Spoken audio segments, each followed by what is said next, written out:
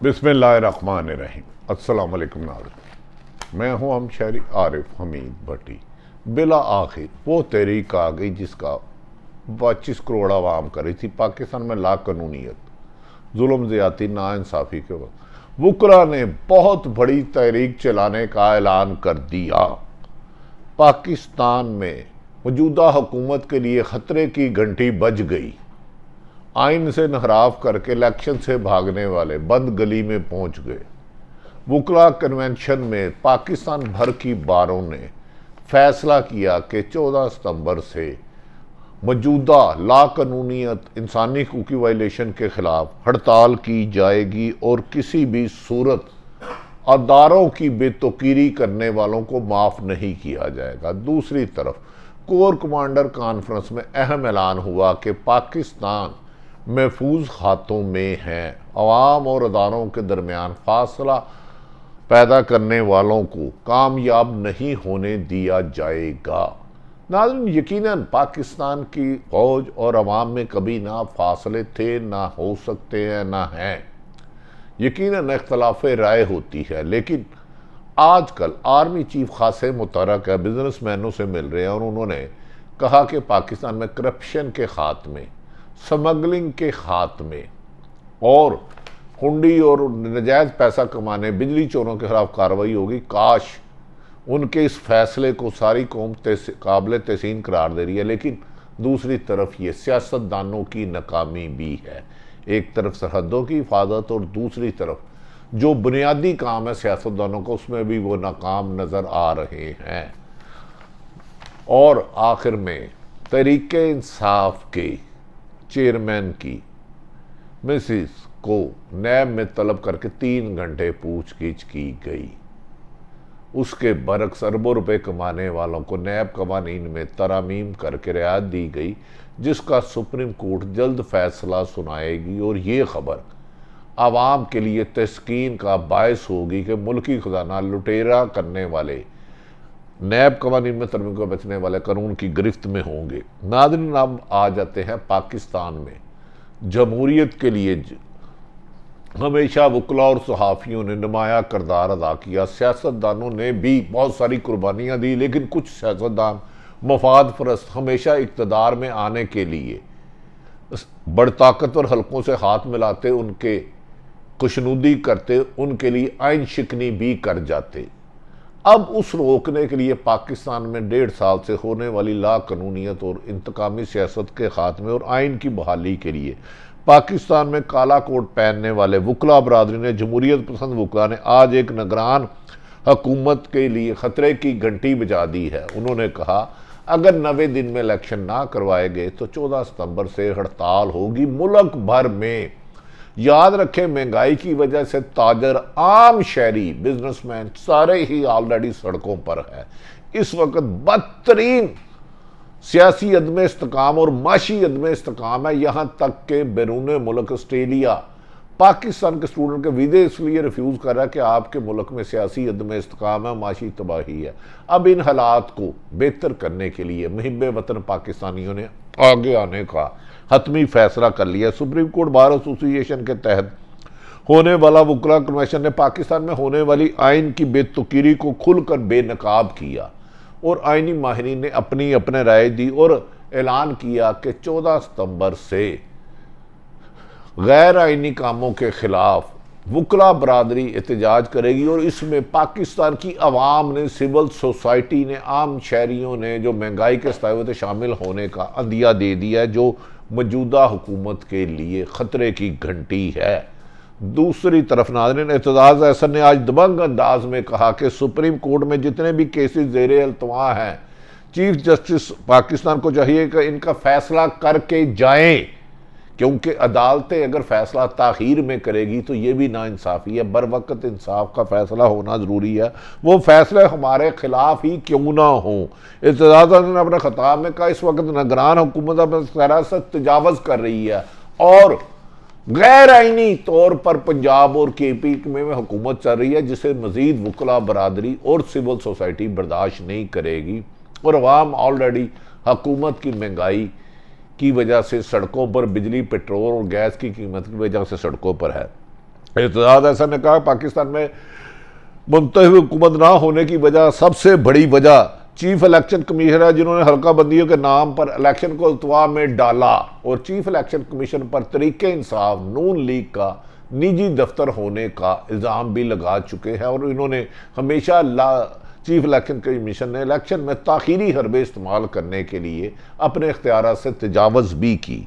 आपको याद होगा जब इमरान खान ने अपनी हुकूमत ख़त्म करके असम्बली तोड़ी थी तो मामला सुप्रीम कोर्ट में चला गया था। सुप्रीम कोर्ट में समाअत के दौरान एक लम्हा ऐसा भी आया जब उम्मीद पैदा हो गई थी कि सुप्रीम कोर्ट इंतखाबात में के हक में फैसला देगी और असम्बली बहाल नहीं होंगी, लेकिन समाअत के वक्फे के दौरान चीफ इलेक्शन कमीशन बिन बुलाए ही अचानक सुप्रीम कोर्ट में पहुंच गए और अदालत को बताया कि नई हल्कियां बंदी तक इलेक्शन नहीं हो सकते, होते हुए इलेक्शन को रुकवाया। इलेक्शन कमीशन का काम इलेक्शन कराना है और ये वाहिद इलेक्शन कमीशन है जो इलेक्शन में की रुकावट डालने के लिए सारा दिन अपनी एनर्जी ज़ाया करते हैं।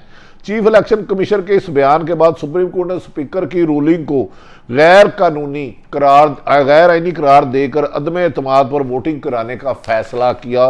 और उस वक्त चीफ इलेक्शन कमीशन ने जो बयान दिया, इसके बाद उन्होंने पंजाब असम्बली के तहलील के वक्त भी वही रवैया रखा और 90 दिन में इलेक्शन ना कराए, जो आइन तोड़ने के वकला के मुताबिक मुदादब है और आर्टिकल 6 लगना चाहिए वकला के मुताबिक चीफ इलेक्शन कमीशन में, जिन्होंने 90 दिन में पंजाब और KPK में इलेक्शन नहीं कराए।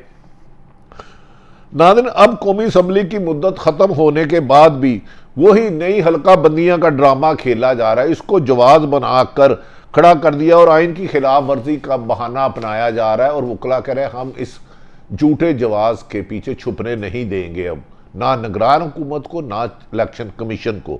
वकला कन्वेंशन में तो फैसला किया गया 14 सितंबर को मुल्कगीर एहतजाजी कॉल दी जाएगी और वकला तरीक इसका आगाज़ करेंगे। इसमें सिविल सोसाइटी और भारी तादाद पर पाकिस्तान भर में एहतजाजी अमल शुरू होने वाला है। मुल्क में पहले ही बिजली, पेट्रोल और गैस की और महंगाई की वजह से अवाम 2 वक्त की रोटी नहीं खा पा रहे। सख्त लाकानूनियत है।